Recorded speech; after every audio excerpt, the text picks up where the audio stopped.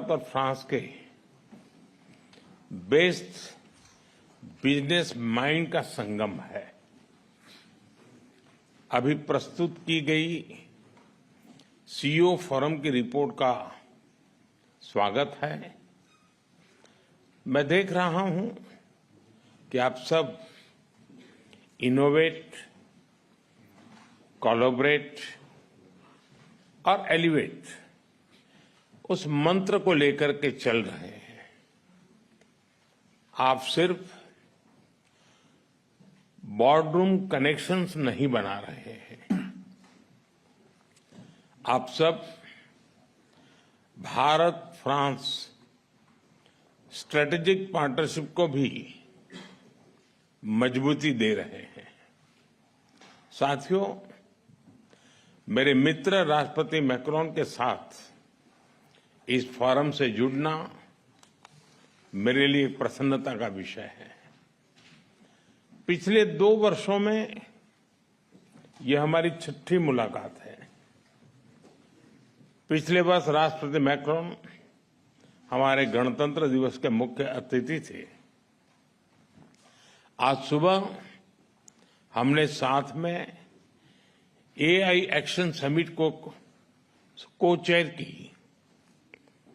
मैं राष्ट्रपति मैक्रोन को इस सफल समिट के लिए हार्दिक बधाई देता हूं। साथियों, भारत और फ्रांस केवल लोकतांत्रिक मूल्यों से ही नहीं जुड़े हैं।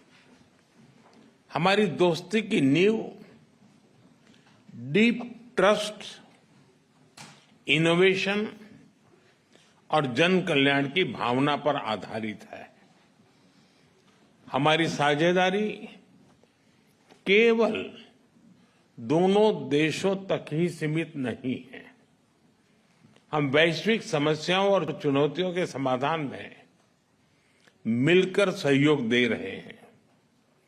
मेरी पिछली यात्रा के दौरान हमने अपने साझेदारी के लिए 2047 रोड मैप बनाया था।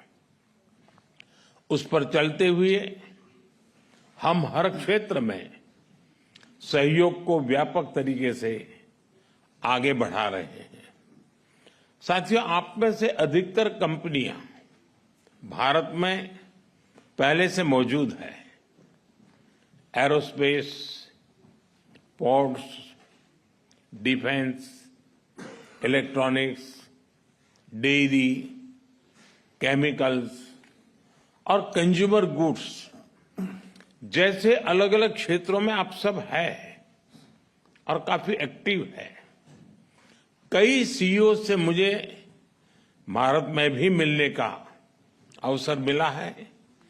भारत में बीते 1 दशक में जो बदलाव आए हैं उससे आप भली भांति परिचित हैं। हमने एक स्टेबल पॉलिटी और प्रिडिक्टेबल पॉलिसी, ये इकोसिस्टम स्थापित किया है। रिफॉर्म, परफॉर्म, ट्रांसफॉर्म के पथ पर चलते हुए आज भारत विश्व की 5वीं सबसे बड़ी इकोनॉमी है। विश्व की सबसे तेजी से ग्रो करने वाली मेजर इकोनॉमी है।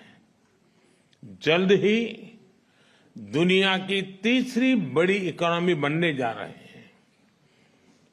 भारत की स्किल्ड युवा टैलेंट फैक्ट्री और इनोवेशन स्पिरिट वैश्विक पटल पर हमारी पहचान है। आज भारत तेजी से पसंदीदा ग्लोबल इन्वेस्टमेंट डेस्टिनेशन बनता जा रहा है। हमने भारत में एआई, सेमीकंडक्टर और क्वांटम मिशन लॉन्च किए हैं। डिफेंस में हम make in India and make for the world को प्रोत्साहित कर रहे हैं। आप में से कई लोग इससे जुड़े भी हैं। स्पेस टेक्नोलॉजी में हम नई ऊंचाइयां छू रहे हैं। इस सेक्टर को एफडीआई के लिए खोल दिया गया है। हम भारत को तेजी से एक ग्लोबल बायोटेक पावर हाउस बना रहे हैं। इंफ्रास्ट्रक्चर विकास हमारे लिए प्राथमिकता का विषय है और इस पर हम सालाना $114 बिलियन से अधिक का पब्लिक एक्सपेंडिचर कर रहे हैं। हमने मैसिव स्केल पर रेलवे ट्रैक बिछाए हैं, टेक्नोलॉजी का इस्तेमाल कर रेलवे को मॉडर्नाइज और अपग्रेड कर रहे हैं। 2030 तक 500 गीगावाट के रिन्यूएबल एनर्जी के लक्ष्य की ओर हम तेजी से अग्रसर हैं।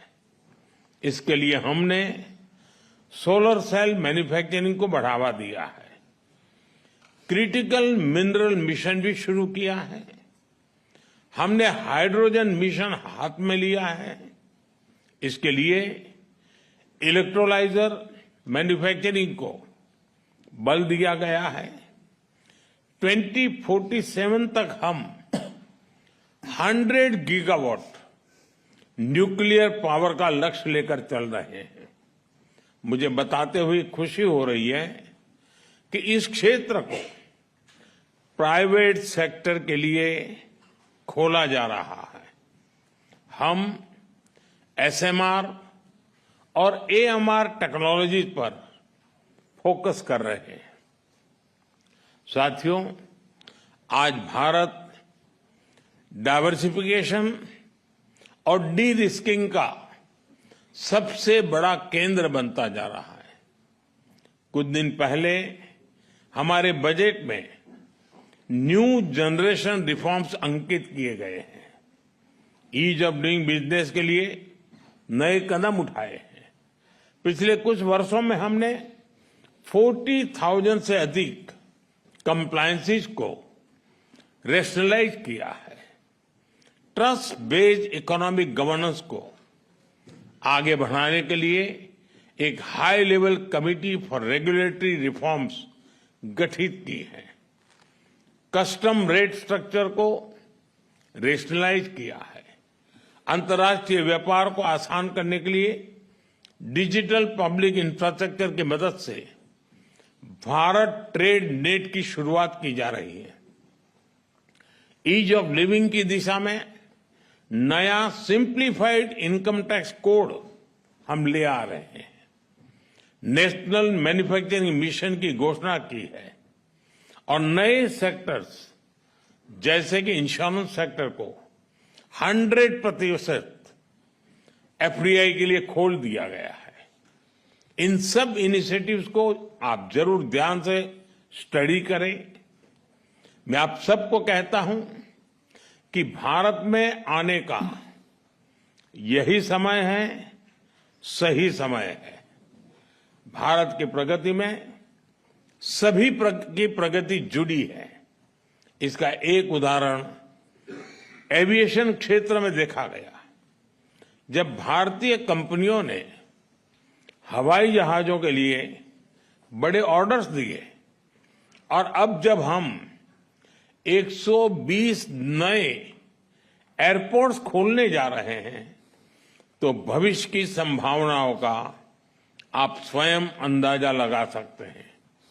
साथियों, भारत के 1.4 बिलियन लोगों ने 2047 तक विकसित भारत का संकल्प लिया है।